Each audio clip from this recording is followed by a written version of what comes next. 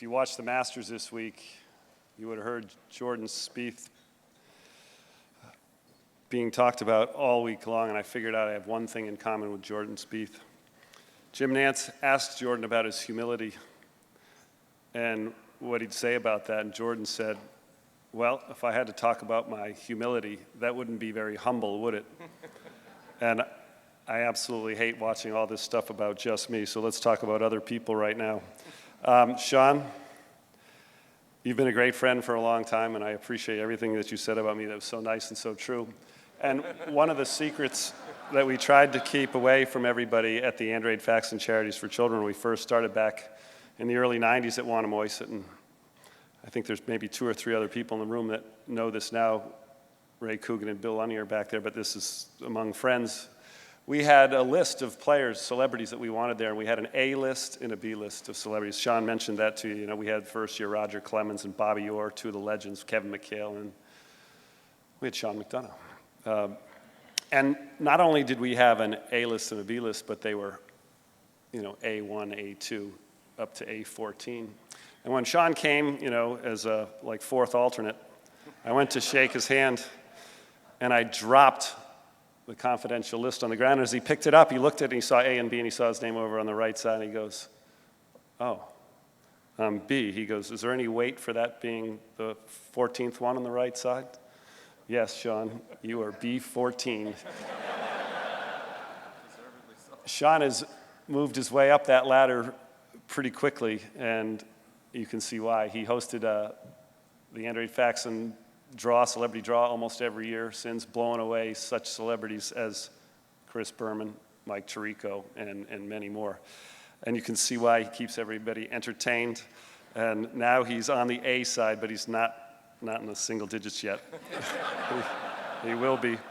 But thank you for doing this, Sean. Thank you for taking time. And we have heard those jokes repeatedly, and they keep getting funnier. Seth, I've learned so many things from you, and everything you said about me is exactly you. So I don't know what that means, but I did learn from the Tuesday Night Supper Club, which is one of the most fun nights of the month, that whenever it's time for the check to come, Seth's in the bathroom. And we've had 4 of those now, and he hasn't yet dipped into his pocket or brought any wine or sat next to the women. But when Seth brought the Deutsche Bank Championship to New England in 2002, it wasn't a FedEx Cup event then, but he did a smart thing. He made it over Labor Day weekend in New England, which was a great idea. And little did he know that the TPC at Boston would then become one of the biggest events on the tour, one of the FedEx Cup playoff events. And what he didn't say is the Ouimet scholars caddy in that event, and there's 2 or 3 different pro-ams. So you've had people like Richard, players, caddies like Richard get to caddy in that for certain people. And Seth does things for people like when you know that somebody might accommodate you, he'll pair you with players or amateur players that nobody else wants to be paired with. So that's why I got paired with Donald Trump 2 consecutive years, and Seth, being the great guy that he is, had the first tee time out on Thursday morning with Tiger Woods, of course.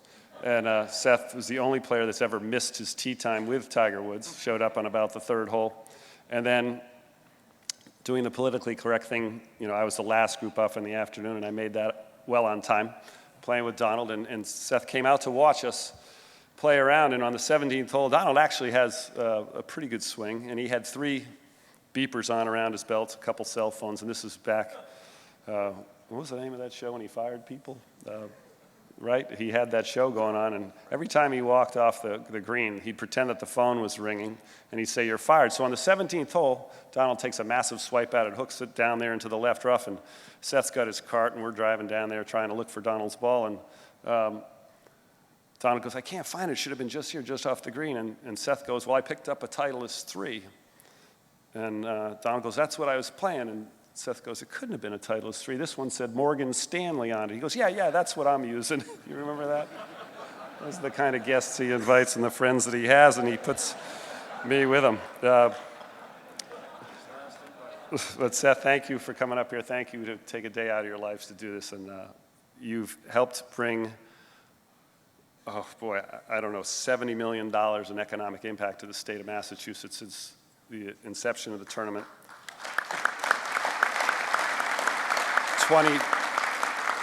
22 million dollars to charity. And, you know, we have this slogan on the tour, you know, anything's possible, and Seth's living proof that what we do. And as I said, he made me the honorary chairman here, and there's no bigger honor than being involved in what I call my home tournament. So thank you very much. And to everybody here at this table, Bob, when you called me for this honor, it meant more to me than any award you could ever give me and any trophy that you could ever win. But Greg and Dick, thank you for having us up here, Dory, and I'm sorry about Sean. When we first walked into the Sheraton today, Angela Vento was here, the GM of the Sheraton, and I saw that beautiful, I don't know what it's called, it looked like a hologram on the floor, and the reception that we had. Thank you very much. This is impossible to feed 1,200 people well. You've done it fabulously. Thank you so much. I thought tonight I'd like to start by talking about the transition from being a player to an announcer. Something that I've been doing the last few years. I got to work for NBC in 2010 for the Golf Channel last year, now for Fox, as you saw in the video. And being the day after the Masters and being down there working for Fox Sports, I thought it was just important to give you the introduction to what it's like going from playing golf to being in TV. In 2010, my first job was to work as a tower announcer. A tower announcer means you sit on one of those plywood towers in the back of the green. And then in my case, I was in the 14th hole, and I didn't know this at the time, but the further you are away from the 18th hole, the further down you are on the totem pole. And my first event, now NBC has big events. They had the US Open, they had the FedEx Cup events, they had the World Golf Championships and the Players Championship. And my first event was the World Golf Championship down at Doral, and I showed up on a Monday to get ready, and I noticed that nobody was there on Monday, not even a player. The course was closed, as a matter of fact, to spectators on Monday and Tuesday. Several players showed up on Tuesday. I walked around thinking I was the hardest working player there, announcer there. And then on Wednesday, a few players showed up, no pro-am. We had our first meeting on Wednesday at 12 o'clock. And we got into the compound, and our producer, Tommy Roy, who, Sean, you've worked with, and he's the guy that has 12 Diet Cokes by 8 a.m. and then starts drinking them. He's unbelievable. But I said to him after, I said, you know, I've had no experience. I've never done this before. Can I get some advice? He goes, no, you'll be fine. I said, well, please tell me. So we go up into our towers, and in the towers, there's little tiny monitors that show the hole that you're going to announce. So in my case, it was the 5th, the 9th, the 13th, and the 14th holes. And I'm sitting in this tower behind 14, and everybody thinks announcers are sitting in this plush place, looking down over and talking about what you see below you. I could be doing it from here. And in my little shack up in the sky, 15 feet in the sky, there's one other monitor on the far right. That's the monitor that you see at home. Well, I figured out that I had my 4 holes. I'd played there well enough that I could describe them. But when I finished, I went into Tommy Roy and I said, Tommy, he didn't want anything to do with this. So you got to tell me, what can I do? What can I not do? How can I be ready for tomorrow? And Tommy said, well, and he grabbed a card and a scratch piece of paper, and he's really upset at me. He writes down, okay, number 1, the no shit rule. I said, great, the no shit rule. What does that mean? He goes, don't ever say anything on television that's going to make the viewer say no shit. And I was, great. I said, can you expound on that a little bit and maybe tell me what that means? He goes, well, there's an announcer for the Golf Channel, Frank Nobilo. You've seen him, the New Zealand announcer. Very good, by the way. He says, a lot of times Frank will say, well, there's Ernie Els hitting a chip shot. The ball's rolling. The ball stopped. It's near the hole. The viewer can see that. I said, great. Anything else? He says, well, since we do all the USGA events, that you have to use the vernacular of the USGA, so you can't say pin placement, you have to say hole location. You can't say playing partner, you have to say fellow competitor. You can't say sand trap, you have to say bunker. I'm like, oh, I'm screwed. So to make a long story very short, the first day, we start off, and there's segments. Now, the Golf Channel televises, as you know, the first 2 days, but the NBC producers produce that for Golf Channel, especially at the major tournaments like the World Golf Championship, which was sponsored by CA then, WGCCA Championship, which is kind of a mouthful. And we went through the first session without me saying a word, which I think was intentional. And then we went to break, and the breaks are 2.5 minutes long. And Tommy Roy says to me in my headset, because everybody's got a headset, and I'm on the team there with, you know, Johnny Miller's on the team, Dan Hicks is on the team, Gary Koch is on the team, Roger Maltby, Dottie Pepper, you know, Peter Jacobs. So I hear, Brad, when we come out of break, you're going to take Ian Poulter while we were away on the 9th hole, the par 3, his iron shot. He hit it close. So if I was watching my monitor, I would have seen the shot, but I had no idea to watch my monitor. And a few seconds later, I hear a woman's voice go, 30 back. No idea what 30 back is. And then 10 seconds later, I hear 20 back, and I kind of put the math together and say, okay, so the voice changes from female to male at 15. And I hear the Tommy Roy's voice going 14, 13. Remember to say the sponsor's name, 10, 9, 8. Big welcome back, 5, 4. And I'm like, oh my God. So 3, 2, 1, now to you, number 9, Poulter. And I go, big welcome back. While we were away, Ian Poulter, 5-iron on the 175-yard ninth hole into the wind, and you're supposed to stop talking right as the club head meets the ball, which I did, just luckily. And the camera shows the ball zipping in there to 2 feet away, and I go, beautiful shot to 2 feet. And in my headset, I hear, no shit. So I've been working for exactly 2 seconds, and I violated rule number 1. And then as he says no shit, he goes, now live, Poulter for birdie. And I, of course, go, now live, Poulter for birdie. No shit! So I've got 2 no shits in my first 2 sentences. And he knocks it in for a 2. And I said, well, that's a beautiful 2. And at PGA Tour events, players start on the 1st and on the 10th hole. And in this particular case, Poulter had started on the 1st, but I forgot that, or I didn't know that, or I didn't remember that. Maybe I was just too nervous because somebody said no shit to me 3 times. And I said, Poulter shot a beautiful 2 under par, 70. And then I get Tommy Roy's, 70? That's the worst thing I've ever heard. He shot 34. And then Frank Nobilo saves me and says, Brad, must have felt like 70 for Poulter because the scores are low today. So that was my debut into television, and it keeps getting worse. But I'm happy to be with Fox now after working for the Golf Channel. NBC and the Golf Channel are virtually the same, owned by Comcast. But I thought it might be nice to touch a little bit on the Masters and this sensation of Jordan Spieth at 21. And I mentioned Ouimet before, but there was one little trivia question I thought that came out of this pretty good. There's been 3 players in the history of golf that have won 3 majors before they're 23 tournaments before they're 22 years old, where one of those tournaments has to be a major. Tiger Woods, Jordan Spieth now, and Tom Creevy. We don't know Tom Creevy's name very well unless you Google that or unless you're a member at Ouimet Country Club, because in 1931 he won the PGA Championship at the age of 20 years old. So Ouimet, you get the mention. I'm not going to go to Ouimet as many times as you went to Boston Golf Club tonight, because I'm already a member there. Okay. What else did Spieth do that was amazing? 21 years old, he made 28 birdies. That's 39% of the holes he played. Now, I heard a lot of players, a lot of people, a lot of press say, he really doesn't do anything that well. He's just steady. Like, what? What doesn't he do well? And if you watched the whole tournament from the beginning to the end, you would have seen Raymond Floyd said something to him right before Jordan teed off in the final round with Justin Rose. And I called Raymond afterwards because I was reporting for Fox Sports, which less people watch Fox Sports live Masters coverage than they do anything else. And I called Floyd. I said, look, I'm covering the the Masters, and I saw you talk to Jordan Spieth. Can you tell me what you told him? And I thought this would be interesting. Floyd, actually, Dory and I just moved down to Old Palm, Floyd's design course, and he's a super, super nice guy. And he said, well, I just told him to stick with what he's doing and stay with his game plan. I said, what do you mean by that? He goes, well, he's been playing aggressive golf. I said, don't change anything because you get into a lead. I said, just keep doing what you're doing. And I thought that proved very valuable. Later on, if you remember, on the 13th hole, Spieth hit a good drive, and he had a 4-iron or 5-iron into the green on 13. And he went for that green, hit it close. He hit it a little thin. You heard him yell. He's a spirited guy when he plays.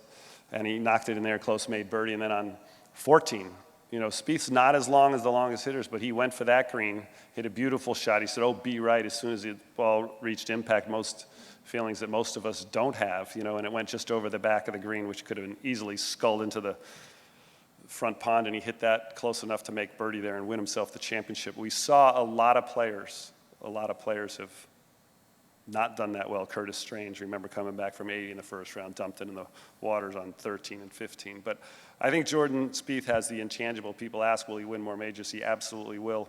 And when you want somebody to be your Francis Ouimet Scholarship Fund winner in 25 or 30 more years, he'll be right at the top of your list, that's for sure. I want to say something. I have a great friend that's sitting over here at one of our tables, Mike Tranghese. He was a former commissioner of the Big East Athletic Conference, and he's good friends with Coach Bill Parcells down at MacArthur. And obviously, Bill Parcells was inducted into the Hall of Fame years ago, and he said, and I use this quote because I feel the same way, he said, many more deserving, none is appreciated. And I feel the same way. When I look at those names of the great players that are up there, I'm not even close, but I appreciate it more than them. And you saw all the references to my grandfather, Ray Faxon. My sister's in the crowd here. Well, actually, my mother and my father here, which is very rare to get them together. But in 2002, when my grandfather was up there presenting or talking about the caddy camps that he started and ran back in 1929, 1930, 1931, all down on the Cape, I was asked to give him a putter, and I had this signed putter that I gave to him. And President Bush asked Dory and I, he said, you know, this has been a great honor, great for your grandfather. We love him and we love your family. He said, would you like to come up to Kennebunkport and stay with us at our house up there in Walker Point? I said, sure. He goes, I'll get in touch with you tomorrow. And I'm like, sure you will. I got an unlisted phone number. How are you going to get this? So, you know, not paying attention the next day, my cell phone rings and it said caller ID block, and I didn't really pay attention. I know it's going to be some telemarketer or somebody I didn't want to hear from, and I said, hello, and I hear a voice say, please hold for the President of the United States. And he gets on the phone, he says, Brad George Bush. And I'm going, you know, do you start joking and saying, sure it is, or do you say, yes, sir, Mr. President? And he goes, would you like to come up to Maine and stay with us at our house? And we said, absolutely. He goes, when would you like to be there? I said, whenever you ask us to. So we were lucky enough since that night, and I think that maybe the greatest speech I've ever heard anywhere, what he gave that night. We've been going up there to 10 or 11 the last 12 years, and it's been an absolutely greatest thing for us. And I asked him how he got my phone number. He goes, well, we have our ways, and I'm kind of thinking that must be the same place Hillary put those emails. Sorry.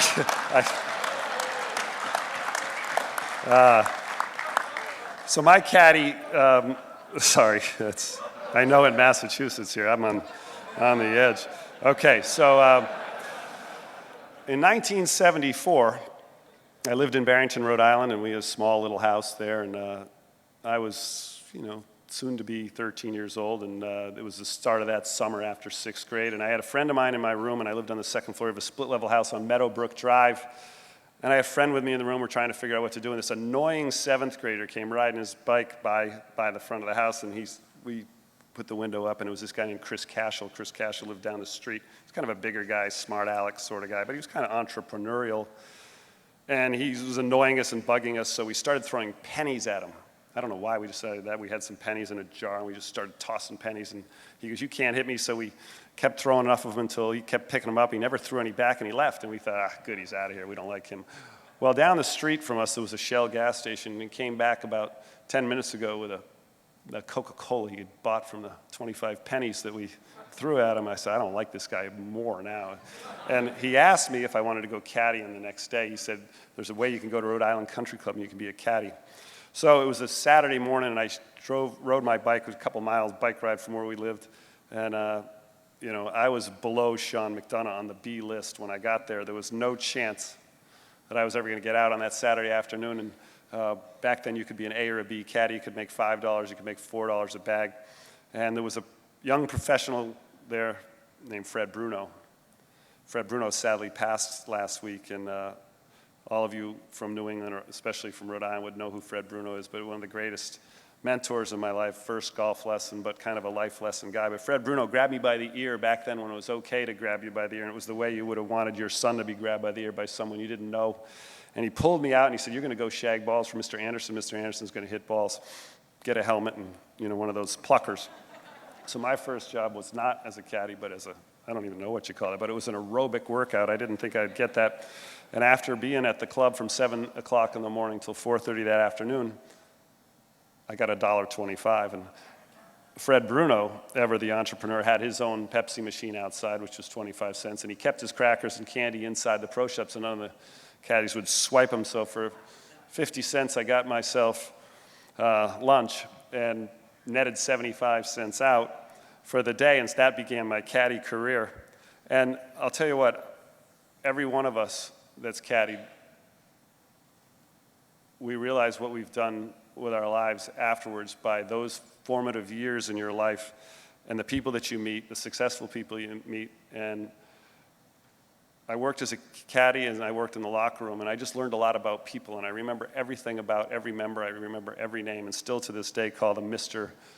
Lewis, Mr. Brewster. And I know Rhode Island Country Club, without them being there for me in my life, I wouldn't have any of the qualities that I've learned that you have to be successful. And there was a member there named Brad Boss, and Brad Boss was the CEO of AT Cross Writing Instruments, and he was the first person that I can remember that ever asked me questions about myself. And I thought it was very odd that a member would ask me any questions, and I remember it felt good to have questions asked, be able to answer stuff about yourself, and how important that is to ask questions about everybody else. And I think one of the life lessons I've learned from Seth is there's not one person that he treats differently than anybody else, and he's always the last to leave. I may be second to last to leave, and I may be the second latest, but he's the latest because whether it's a security guard at his tournament or Adam Scott, he treats every single person the same. And I'm indebted. I know there's a table of Rhode Island Country Club people here. A bunch of my friends came down, and I don't know what I'm more honored by is all the friends that came here, all the people that I don't know that came here. And Rhode Island, in Barrington, Rhode Island, we were about half an hour from Acushnet, Mass. Everybody knows Acushnet when you're from Massachusetts. That's where the great Titleist Ball Company was, first of all. And there were a lot of members at Rhode Island Country Club that were Acushnet Company employees.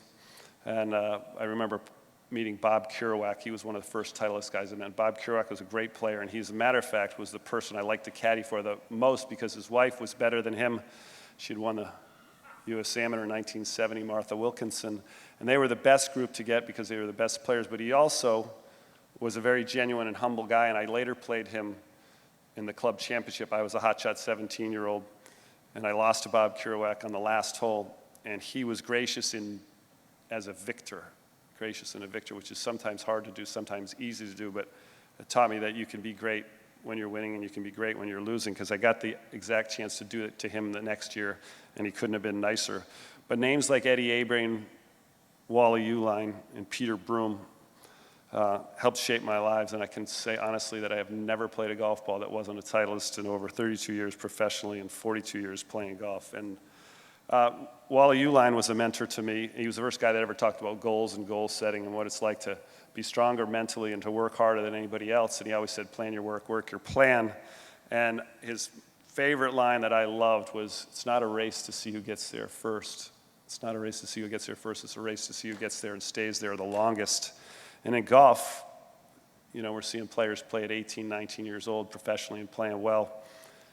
And we're seeing guys, Mark O'Meara, 58 years old, competing in the Masters. It's the greatest game you could ever want to play. Certainly, I couldn't be here tonight without a lot of thank yous to a lot of people. And it's been great to see highlights of all the charitable work that we've all done in here and what we're here for. And Billy Andrade and I were lucky enough to start the Andrade Faxon Charities for Children in 1992. And Ouimet had hosted that event for us. We raised over $8 or $9 million in the 15 or 20 times that we've done the event, and won some cool awards that we never started to try to do this to win awards, but we like giving back, and we were in positions that we learned that we can give back in so many different ways, and we've been to hundreds and hundreds of children's charities. And Sean's greatest compliment that he could ever give me, which is very rare, was to start a tournament copying what we did, and Sean has raised $3.5 million himself with his charity, the McDonough Charities for not for children, but charities, been given over to 112 different charities here in the state of Massachusetts. We were lucky enough to be from a small state where there weren't many big companies, but there was one giant company called CVS Pharmacy. Tom Ryan, the then CEO in 1999, came out to Portland, Oregon to look at the Fred Meyer Challenge, Peter's tournament that he had out there, and we modeled everything that we did after the Fred Meyer Challenge. And Tom Merlot, the new CEO, is keeping that event going and going strong. We've given over $20 million away and a 2-day event, a 3-day event if you count the Pro-Am.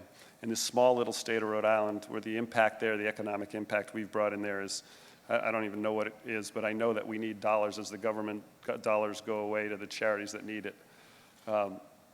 They've been a sponsor of mine, as has Titleist, Titleist my entire career, CVS for 15 or 16 years. And I know Bob Reynolds from Fidelity was supposed to be here, but my great friend from Fidelity, Bill Lanning, is here, and I had a dinner with him about the same time I met Dory in 2000, and Bill introduced me to Bob, and we've had a contract that's lasted 15 years, and when you think about those names and those companies, there aren't many that have better respect worldwide, nationwide, than those. Your parents, you never thank your parents, do you? Both my parents are in the same room tonight, and they're all golfers, as is my whole family. And I don't know who was the best. I said in the press conference today I might be the 4th best Faxon golfer. My cousin Tracy is in the room here. She's been the club champion at a million different places. I don't want to brag about how many clubs you remember at or how many places you won, but she's won the Mass Amateur a couple times, the Mass Open. She's played in the U.S. Open. She played at Dartmouth, captained the team there. Way to go. Way to go, Tracy. Her mother, Jane, my aunt Jane, the great Jane Welch, is club champion 16 times at Woods Hole, Winchester. And hopefully now you chip as good as Tiger Woods, because he's chipping well again, Jane. Right. My father won club championships. You saw his name next to his brother Linwood, and Linwood won 4 club championships at Woods Hole starting at the age of 17. And he would have been the best golfer, no hands down at the best swing in the videos, and he was definitely the cutest, Diane. Thank you for coming tonight. Thank you so much.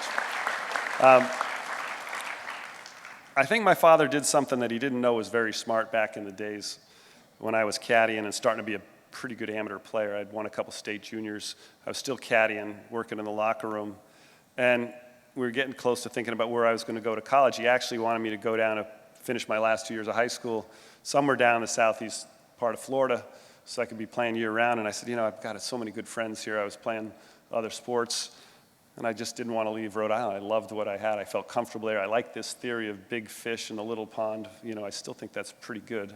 I like the feeling of playing different sports, and if you're a parent and you have little kids, let them play sports year-round. Let them play all different sports. Don't just make them specialized. Don't let them do that. If you talk about the greatest players in the world did lots of different things. And you see the younger players now, like Jordan Spieth. I'm going to question, not Jordan, but question these younger players and see if they'll have the longevity, the ability to play forever if they start at 6 or 7 years old and only do one thing their whole life. But my dad said to me, this had to be 1977. He says, I'll make a deal with you. You're working at the course, you're caddying, you're learning a lot, but you're not getting to play as many tournaments as you want. He says, if I make a deal with you and you treat golf as a job, if you treat golf as a job and play, compete every day, you can make enough money, save me enough money in your scholarship dollars, way more than you're going to make earning a couple $100 a week. And he said, this is a big choice. Think about that for a minute. Is that going to spoil me? What if I, didn't really practice very hard? And it was an opportunity that I thought was the greatest opportunity I could ever have, and I went on to have a pretty good junior and senior year and got a scholarship to play at Furman. And Syracuse? Yeah, come on. We'll talk later. But anyway, back then tuitions were a lot less, kind of like what it was to pay a caddy $4 then. What'd you get for a bag now if you go out there? 35, 40? North of that. Okay, he's better than I was. So I got a scholarship, and I saved us a lot of money. And I wouldn't say you should do that with every kid of yours that starts shooting par, but let them win a few tournaments and then think about that deal and think if that's worked. But Dad, thank you, because that worked, and I love you for doing that.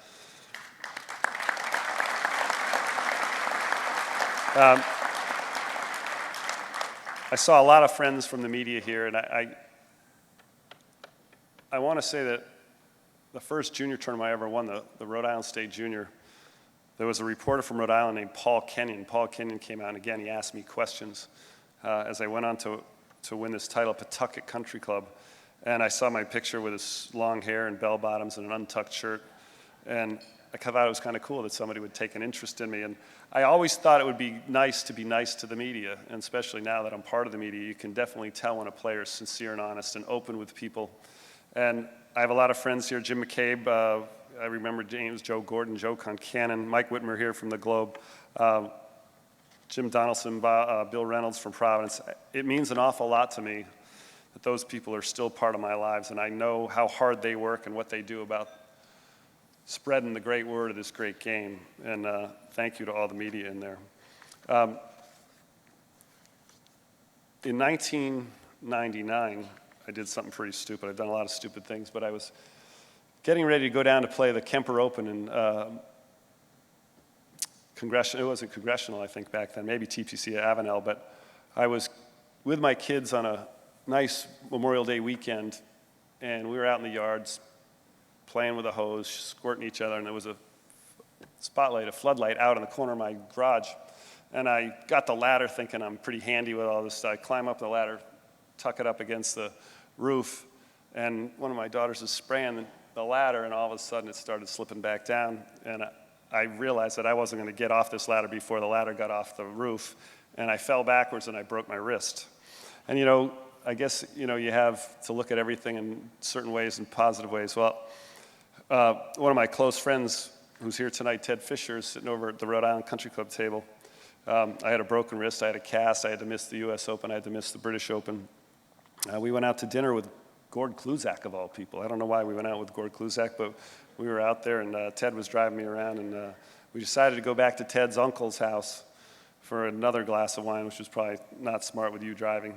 And there was this picture of this cute 16-year-old girl on the wall. When I went to the bathroom, I grabbed it off the wall, and I went back to ask Teddy's uncle, who's this girl? And he goes, oh, that's my daughter, Dory. Do you want to meet her? I said, yes. And where is she? She's upstairs. She just got dumped by her fiancé. So that started our process, and Teddy fixed me up with Dory on a blind date a couple weeks later. She had no idea what she was getting into, but Dory, you've taught me how to live, to love. You taught me how to hug. I never hugged anybody. I never told the people I love them. And, Titleist taught me about loyalty. She's taught me about loyalty and what it's like to give. And you're as much a part of this award as anything in my life, so thank you for being here.